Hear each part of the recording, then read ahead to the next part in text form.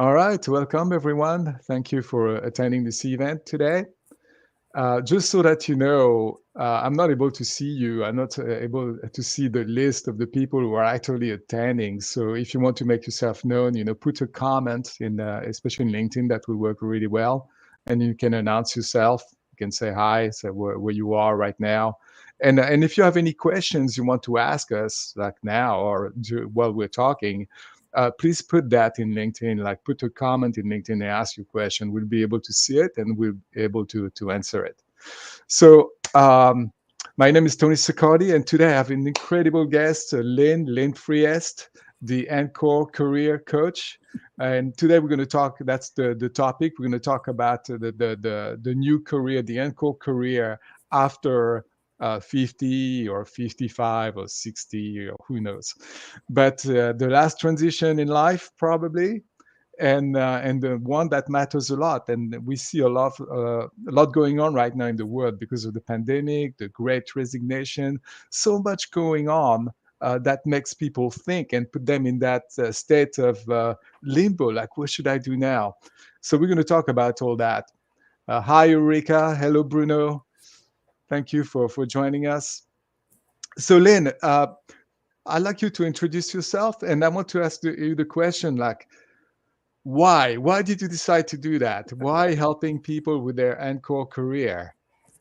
Well, again, my name is Lynn Friesth. I had about a long career in manufacturing and decided about 2015 to retire and start something new. And I originally started out using my background in manufacturing to help consult with people.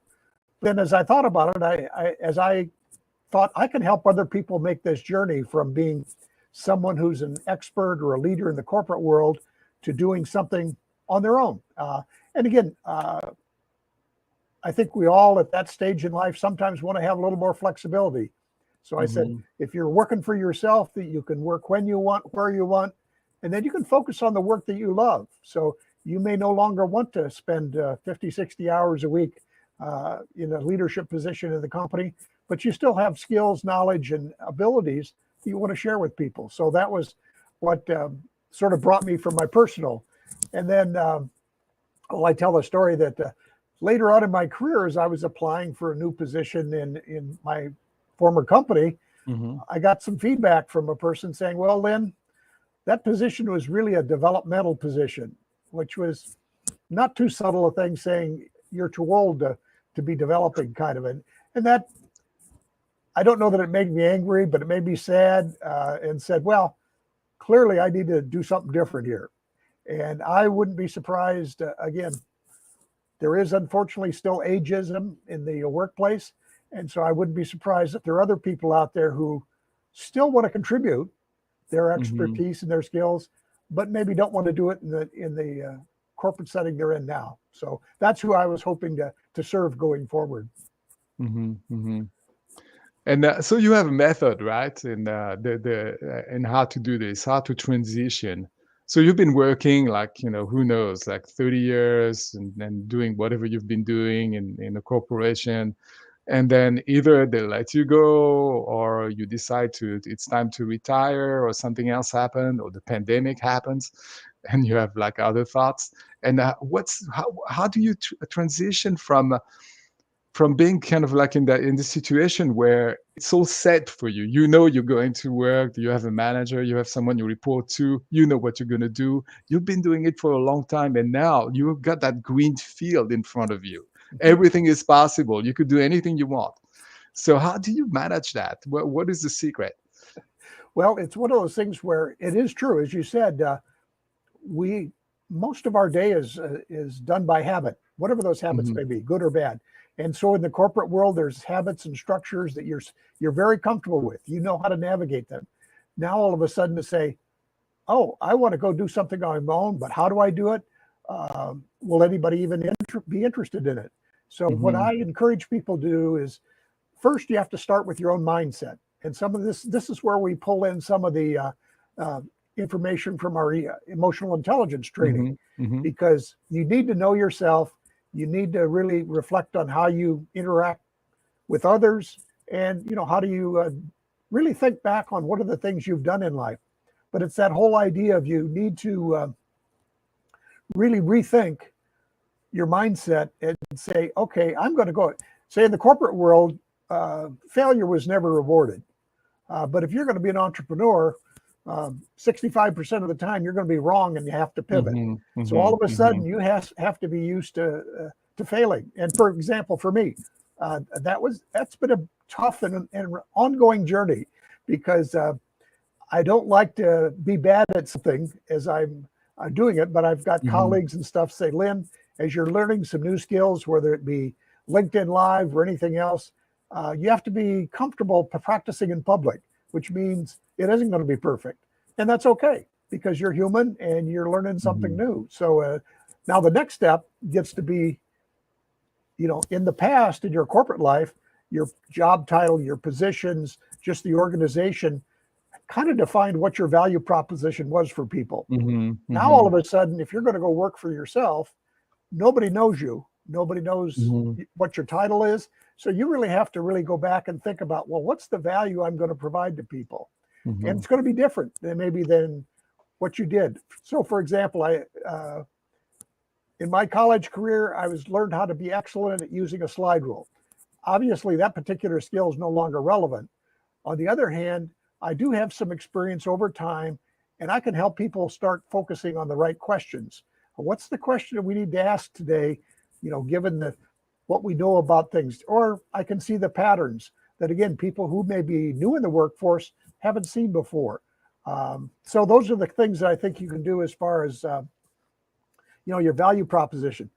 Then the third step is going to be, you are going to have to learn some new skills, whether it be Zoom, which of course a lot of us had a bath in over the last couple of years, but it could also be, I think, of marketing. All of a sudden you have to go from, people come to me because of my position. You have to go out and sell yourself. Why? How can you help somebody else solve their problems? So I want to pause on this one. I want to ask, before we get to the next one. So skills learning Zoom and that, okay, given we need to do that. And right now we're streaming. We have to learn the streaming system and so on. But social media, I mean, we need to be out there, right, on social media, so that people can see that what we're doing, and it's a little bit scary. I mean, we look at the big channels of social media. So LinkedIn is kind of friendly, professional. Then you go to Facebook, and that becomes a little bit sketchy out there because of the comments you can get, and then you think about platforms like Instagram and TikTok, and it seems like, I mean, how do you manage that? How did you find where you want it to be and how to do it? So one of the things I found out is some of the things I learned myself, but then I also found out that I need to know about something, but then I often actually literally hired people to help me with it. So people who were much more savvy in the social media space, I hired them to help me navigate that. And for people just starting out, the other thing I did was I engaged or involved myself in local entrepreneurial communities. So there were people there who were just getting started. They're really good at social media. And I could partner with them, and I could give them some ideas on what are leadership skills and things like that. So you can, again, you don't have to learn how to do everything, but you do kind of have to be aware of what's available out there, and where maybe is, and where's your audience? Where's the people? So in my example, many of the people I hope to serve are on LinkedIn. So I want to focus on that. There are probably some on Facebook also, but I'll probably put less emphasis. TikTok, as far as I know, is probably not where my audience is right now. But so I won't put my energy and time and attention in that. Understood. So we had the first one was the mindset. Second one, the value proposition, knowing what you want to offer. 3, upskilling, learning the new skills that you need to learn to be relevant out there. And what's the fourth one? Well, the fourth one is actually you have to establish, I'll call it a practice plan, or maybe new routines. Again, as you mentioned it from the starting point, as you start out as an entrepreneur on your own, you can do anything. And that's a good thing and a bad thing, because you have to actually provide yourself with some new routines, saying, hey, every morning from 8 to 10, I'm going to work on, sharing information on social media. Or maybe from, 2 to 4, I'm going to work on a podcast that, again, shares high value content with my audience. So you have to create new routines and new things. And So along with, I need to ask. yep. I need to ask. So I did that. I put on my calendar, like, 2 hours reserved on Monday and on Tuesday to work on my ebook, 2 hours to work on the online course. And I end up not doing it. So I think about it. I know I want to do it. I plan to do it, and then I don't do it. And so what do you do to and and and and my feeling is like, to create that routine, to recreate that structure, there is another step, there is something else, another ingredient, out there that we need to have. Couple of things that have helped me is one is uh, I need to. It's easy for me to self-distract. I can Mm, distract myself very easily if I have all my notifications flying at me and stuff like that. And there's an author by the name of Cal Newport that wrote the book Deep Work. He says, the first thing, especially if you're working for yourself, is you're mhm, probably self-distracting yourself as much as anything. mhm. So you need to limit that. And then the other another thing from James Clear in Atomic Habits is start doing the smallest next step. So Smallest next step. so I said, I'm going to write for 5 minutes, and that once I get started writing, often I continue. But all my goal is just to write for 5 minutes. It's kind of like I knew one of the executives I coached once wanted to get more physically fit, and I said, well, what's the smallest first step you can take? They said, well, I'm going to set my running shoes on top of the toilet, so that when I get up in the Mm, morning, I have to at mhm. least move the running shoes. So, Yeah. So a lot of it is about breaking the habits, and I love that book from James Clear, Atomic Habits. I learned so much from it, and especially for us. I mean, we're at the age where we have so many habits, mhm. and it becomes harder and harder to get rid of them because everything is kind of connected, right? And Right. so we really have to make the effort to go there. And I want to link that to a question we got from Rena. Uh, she asked, how does shifting from a fixed mindset to a growth mindset can help those in the encore career? So how do you go from, we're talking about habits, so it's kind of connected to having a fixed mindset, Mhm. not wanted to go out of the comfort zone, and then we talk about a growth mindset and letting go of habits. What is the conversation here? Well, I think the way I've described it is you need to own your expertise. So you don't just give that up. On the other hand, you have to be both a master and an apprentice. You have to say, you know what, there's things Mm, I need to learn and things I certainly can learn. Recognizing that you know we're really never finished. We finish things we kind of finish ourselves, but we're never really finished. My mother, who is 95, had a friend who was in their late 90s, and this woman said every year she had a project. So it turned out in the last year of her life, her project that year was to learn Italian. So it's one of those things. Some of this mm, is just saying, I'm not done yet. It's as easy as that and as hard as that. Uh, mhm, Now, because it can be, like I said, scary for me to go out and say, oh, I'm going to do Zoom calls, or I'm going to put a podcast out there, and I've never done that before in my whole life, and how will people receive it, and then not worry about it. So it's but that idea that you can still learn things is always true. We just have to find evidence of that as we go forward. mm. Interesting. What are some of the fears that you see, like, that we have to struggle with? There is the fear of not having anything to offer, Mhm. of being too old to be understood, like, of being useless, of not succeeding, of using up all your retirement money and not getting anywhere.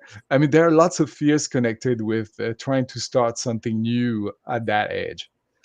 Being ridiculous, when I talked at where I was working, I talked about my plans to a friend of mine and say, hey, I'm going to quit, but I'm not coming back. I'm going to start a new career. I'm going to do something different. And he said, 90% of the people who do that don't succeed.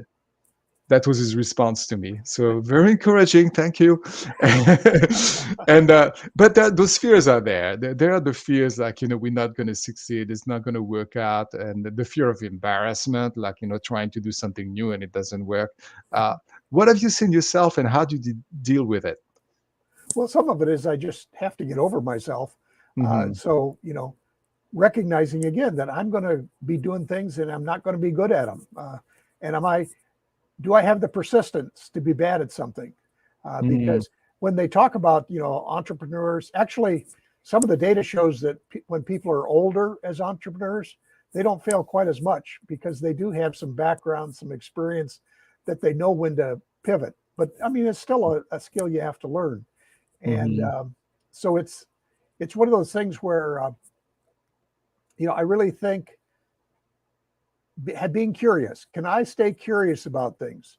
So just as Tony and you and I, as we went through our training for emotional intelligence, we had to stay curious and not assume we knew everything because, well, I think it was obvious there was a lot that people could teach us.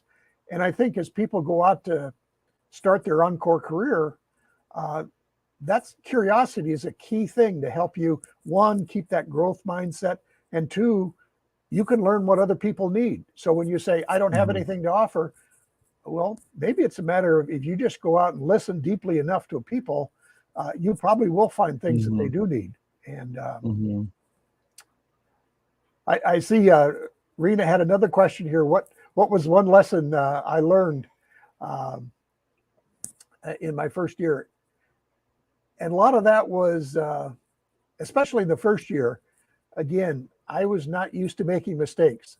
So I wanted to research everything up to the point where before I, quote, did anything, I knew I wasn't going to make a mistake. And so that was something where I had to say, no, I need to be moving forward with, I only have a piece of the answer. And this whole idea of, for an entrepreneur, iterating, you're going to try something out, but you recognize it's an experiment and it may not work. So you may have to pivot or you may have to ask a new question. So it's, I think a lot of that was what, again, I came from the corporate world where you made plans, you executed plans, you tried to never fail, where all of a sudden I need to try different things and have some persistence to see, if I can make them work for me or for others. Makes me think like, the way you're talking about it is that in the corporate world, when we have a job and everything else, it kind of like it comes to us. And even if we participate in the vision, in the planning, the inception of a project or whatever, still pretty much set what we're going to do, what we're going to use the funding for.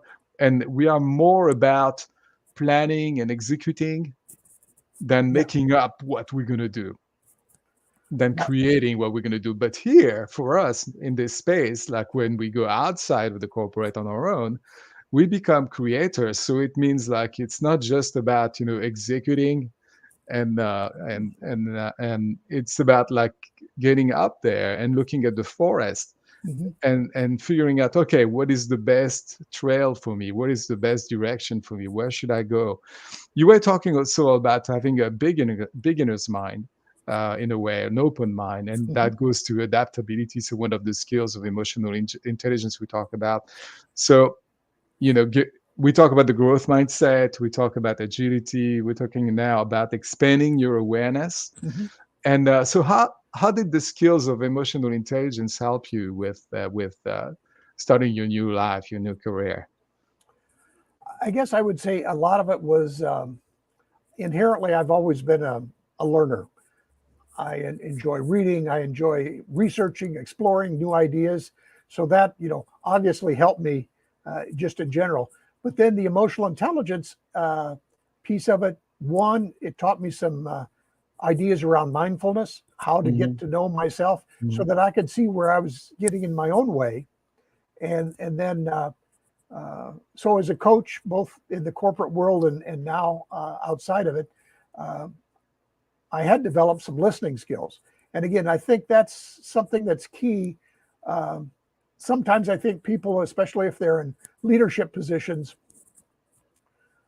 I won't say they don't intend to listen, but maybe they're paid to make decisions, and so it's one of those things we have to kind of drop back when all of a sudden we're on our own and we don't have positional authority.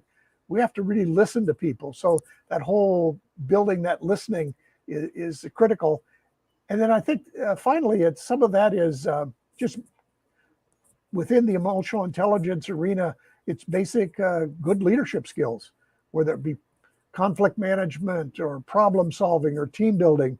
Those are things that we call them soft skills, but they're the real skills about how things get done. And so whether you're an encore career person or new in a leadership role, you need to have those leadership skills. So another difference I noticed, like between being corporate and going on your own, is stimulation, I would call it. When you're in your job, you get a lot of stimulation through feedback, a new project, things you need to do, interaction with other people. You walk around, you see people, you talk to them. And of course, I want to put that in light also of the pandemic. This happened to us in the last 2 years. Everything was disrupted. A lot of people had to work from home.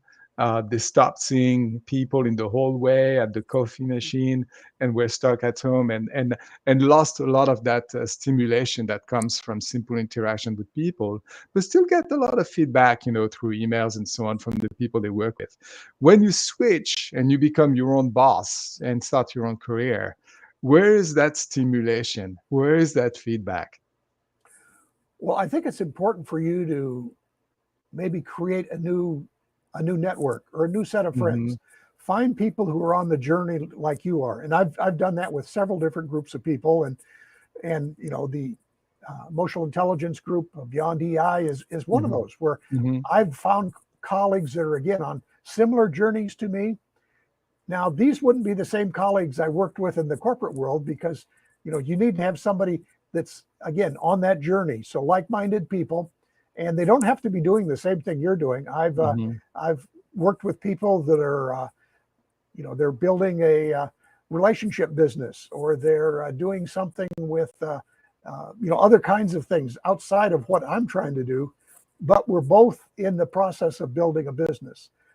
So it's one of those things where I think you do need to find people to go with you because, quite frankly, just as sometimes in leadership things are lonely, it's really lonely like when you're an entrepreneur. And so it's you need to have some friends, colleagues, and you know what, that's why I think, for example, that group coaching is so powerful, because it's not only is somebody there to provide some extra expertise, but also you have collectively, you can get more ideas and more things done with 3 or 4 or 5, 10 other people who are not doing the same thing, but have similar problems. So you can learn a lot from a group of people. And that's why I think it's important to find other groups to go with you on the journey. Yeah, so recreate a support system. Before you had it for free because you work somewhere and automatically it's there, your peers, your boss, your reports and so on. But now you need to create that for yourself.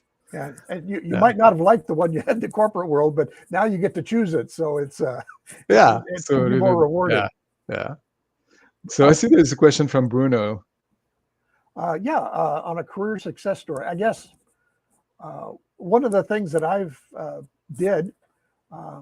So about 2 years ago now, I started a podcast, and that was outside my skill set, but I got people to help me. I got people to encourage me. Again, really went, and I have people that help me actually do the technical pieces of it. But now I'm at a spot where I've got over 130 episodes of the podcast out there. So not only, and I don't have a huge audience, that's true. But it is interesting, the number of people that said they've had a positive experience listening to my podcast. So that, for me, is given me a lot of confidence that, okay, if I can do that, even though it took some time to really get comfortable with it, I can do a lot of other things. Now there are, many people out there who have even gotten greater success than I have, but it's one of those things where a lot of it gets to engagement. And I'll say, I'm probably doing even better at that now than I was early on, is how can I talk to people who might be my customers? And it's not to sell them something. It's just to really understand, deeply understand, what are the questions they have? What are the things that they're facing? I know in the entrepreneurial programs, we encourage people to talk to 100 customers, not about your product, but just talk to 100 people and ask what are the issues that they have, because that'll really help you dial in how you can help them. Yeah, absolutely. And also that's the way to test your ideas, right? You go up there to social media, you start a conversation, a post, or you submit a podcast, or all the things that you do, you get some feedback. And that feedback tells you if it's hot or cold, like if you're in the right track or not. I want to go to we have a few minutes left, and I want to go to a different place, like maybe a little bit more, I don't want to call it spiritual, but uh, the area where we see ourselves, like we see our whole life, and here we are, and we are 50 plus, and we've been working our life. Maybe we've lived a very good life and a very good job and so on, but we know there is the end coming somewhere in the future, and now we're becoming a little more aware of that than we were previously. There's that big brick wall in front of us, right? and and time is limited now. We don't have all the time in the world. There's kind of a time limit that we're more aware of than before, and that calls for a transition. There are lots of books on transitions. They talk about 3 or 4 transitions in life. The most common ones are when you start being a kid and you take care of yourself. Once you've learned to take care of yourself, then you can take care of a family. You become a householder. That's another transition. And then finally, the transition where we're talking about, and I know in India they talk about the forest wanderer, the time where you want to think about your life. You say, okay, I've done this, I've raised a family, I've done that, I started, I was successful in corporate, whatever, and now you're thinking, but what about me? What about what's inside? How do I connect with that, and how do I make sure I nurture that? And in a way, it's kind of like someone is telling you, hey, your life is about to end, do something about it. And we're like, oops, what did I forget? What I haven't done? What can I do now? So there's all that business and making money, participating in life and all that. And we've done that before, so it's kind of redo in a different direction. But what's at stake now? What's different? And how do we explore that? Well, and I think it's at this point, well, I'll say 2 things. One is because we're living longer and healthier, actually that brick wall tends to be a little farther away. So if you're looking at this in your 50s, you're actually only about halfway through your work-life career, because if you started in your 20s or whatever, you've actually got a long way to go, but you still want to make a difference. And you move from that idea, probably up to this point, you've been in building and earning, learning, building and earning, but now you're starting to think about legacy. And so you're not going to probably build a pyramid that'll last forever somewhere, but your legacy will be there. How can you teach others? So that's why I think you see a lot of people moving into either roles in teaching or coaching or different things like that. Is your legacy will be how much you can help others at this point. It's no longer about necessarily, you still want to make a living, but you don't necessarily want to accumulate stuff. It's how do I help somebody else? So it goes from, I think, a me focus to a we focus. And I think that may be, just an interesting piece. And another group I've been recently, I'm working with in a program right now called the Modern Elder Academy. They've talked about the idea that, we have this period we called adolescence where people learn to be adults. They would suggest we need to have a program called middle lessons. How do we learn to be elders, and those kinds of things. So it's one of those, it's an interesting, for me anyway, interesting thing is that switch from how do I create a business, or I want to create a business. Really, I want to create a legacy is what my goal is. Personally, I found like before I had lots of excuses, like, I have to raise my family, I have to do this, I have to do that. So that explained why I would do the things I would do, and use the time the way I would use it, which was like, to bring enough money home so everybody's happy and can do all the things we need to do. And now it's like I feel like there's a need for a connection with my core values, really understand what I am about, and how I want to show up in life. And it's not just that accomplishing some goals like raising a family and so on. Now it's about, whoa, there's more at stake in a way, because it's like you were talking about legacy, and to me it's very important now to not compromise as much as I did before, to really be in touch with my own core values, and to live my life according to those values. Because if I don't now, I'll never do it. And we hear about these people like on the deathbed, like saying, what I regret are the things I didn't do. Not living the life I wanted to live, but living the life that other people wanted me to live. And I would say, like, until that age, we pretty much live the life that other people want us to live in one way or another. It's full of compromises. And now we're at the space where we can say, no, enough of that. And I'm going to live my life differently. I'm going to create something different. And I think that's beautiful. And that's really encouraging, for the people who want to try that. Yeah, absolutely. It's as you get to this, midlife point, there is and again, you probably had to reinvent yourself before, whether it be reinvent yourself as you went to college or reinvent yourself as you changed jobs. Well, this is another reinvention of yourself. But in this case, the focus may not be on, like I say, the focus may be less on earning and more on serving. And, that's a great point to be. That's what makes you a modern elder, as the group would call themselves. Lynn, great conversation. So we're coming to the end of it. I want to encourage anybody who is still there, like attending, if you have any questions you want to ask, we're going to stay a little longer if you have any questions and answer your questions. So feel free to do that now through the comments again in LinkedIn if you're there. And yeah, thanks so much, Lynn. That was great. And how can people reach you if they want to reach you? Like, should they email you? Should they go to your website? Probably the easiest thing is you can go to my website, which is simply lynnfriesth.com. And there's links to my podcast. You can also contact me through the website, and we can talk if there's any way that you think I might be able to help you. So that's just probably the easiest way. I'm also have a profile on LinkedIn. So. Okay, I put your website up there. Thank you. Hope it worked. And again, life is a series of conversations, and this is one, and I'm sure we'll have others. And as you go about reinventing your life, again, there'll be more conversations that help you create your life and create value for others. What's your final advice? So I want to repeat the 4 steps so people can hear it again, and you can correct me if I'm wrong. So the mindset, checking your mindset, your value proposition. What do you have to offer to the world? The skills, upskilling yourself, not being afraid to do that. And creating new routines, changing your habits and your routines and your structure so you can accomplish what you want to accomplish.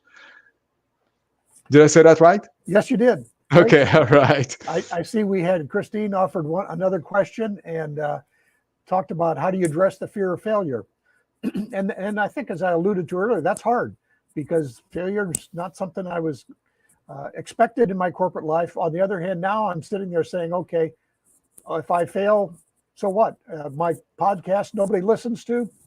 Okay, that'll be, if I have to go and do something else instead of what I've chosen as my life's work now, fine, we'll make a pivot.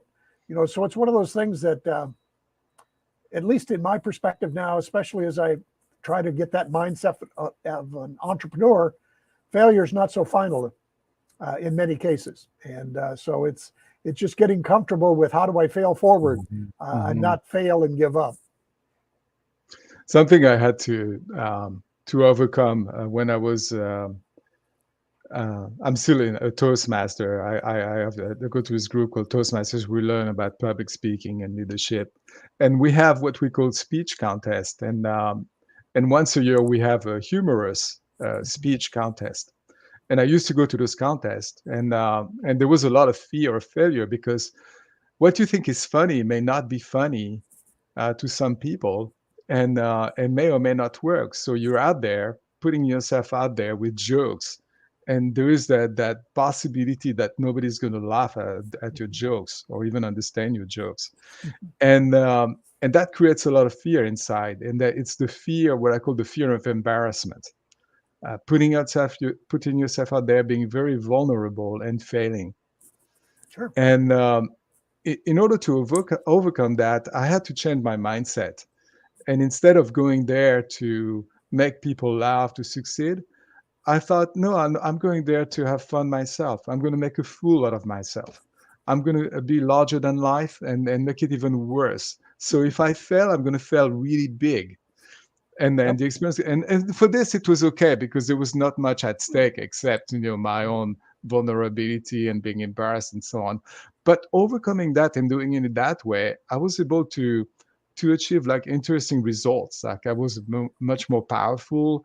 The things I would do, like there would be more rhythm to it, more punchlines and so on. It worked a lot better because I took away the fear from it. Mhm. The fear is paralyzing us. It's freezing us, keeping Mhm. us from moving forward. Once you find a way to get rid of it, it's like, wow, now I can be here.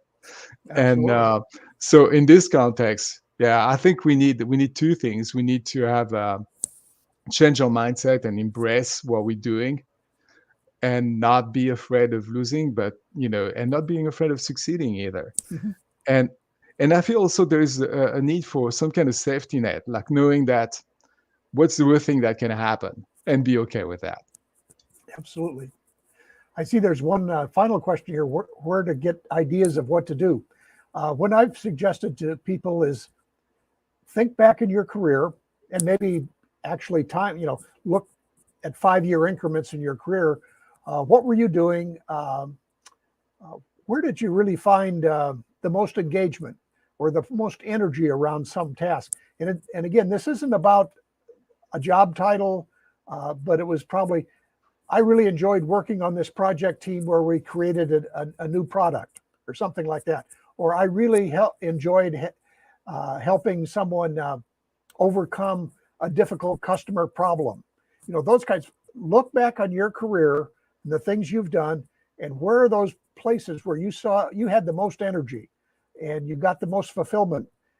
And that starts giving you clues as to where you would probably like to put your energies and your expertise to use in the future. So Mhm. just look back on what you've done and enjoyed and been successful at in the past. And that gives you some clues of where you might go in the future. Yeah, one trick I use is I put myself in the middle of a page, me, and then I draw some bubbles around me. And the first bubbles are my real life experience, what you were talking about, the things I have achieved. Mhm. I was a manager, I was a software architect, I was this, I was that. That's my real life experience. And then around that, I have another set of bubbles, and those are my passions, the things I really like to do. And there's also some bubbles for education and some bubbles for hobbies as well. And Mhm. when you get all that on a piece of paper, you can have a picture of who is the real you, the complete you. And from that, you can start having some ideas about what you can create out there. Sometimes it's just connecting the dots. You may have like a hobby, and it can be anything, golf or whatever, and then you can have an experience in life that's about writing or something like this, and suddenly you realize, oh wow, that's what I want to do. I want to be a journalist and write about golf. Mhm. So everything is possible, and when you connect the dots, it can be very powerful. So if you want to try that, put everything on a piece of paper, the whole you, what's your experience, your hobbies, your passion, and your education, and then see what connections you might find out there. Yeah, I remember I read an article, a woman who was really enjoyed music. And she was, also had a lot of experience as a, uh, uh, executive assistant. Well, in the end, she put those two things together, and she became the manager for an orchestra. She could, have her fulfillment through music as well as use her talents in organization and getting things done. So, all these things, like you say, Tony, you can put them together and maybe find something really intriguing for you to do. Mm-hmm. Another thing is to go and see what other people are doing. Like you said, create your own support group, and then the people you have an affinity with, get to know what they're doing, and you get some inspiration from them. Oh, absolutely. I don't know how many times I've not only got inspiration, but got help. We helped each other out. Mm-hmm. I knew somebody who knew about podcasting, and they helped me out, and I helped them with some, new ideas and leadership. All that is, Mm-hmm. within that, your new community, your new group, your new bunch of friends. All kinds of things are possible. So here we are, 50 plus, and we act like a 1-year-old. We keep falling on the floor and picking ourselves back up and trying again until we learn. Yeah, as I tell people, I'm not finished. I'm just repurposing myself, and so that means I'll do some stumbling and falling and getting back up, and that's what we always just keep doing. Beautiful. Thank you very much all for attending, for being with us. Thank you, Lynn, for all those words of wisdom. And any last word? Just again, you've got a bright future ahead of you. Even if you think there's a brick wall up ahead somewhere, you still have a bright future ahead of you. Just go out and discover it. Thank you. Lynn Friesth, the Encore Career Coach. Thank you all. Thanks Bye, to the everyone. audience. Thank you, Tony. I appreciate the opportunity.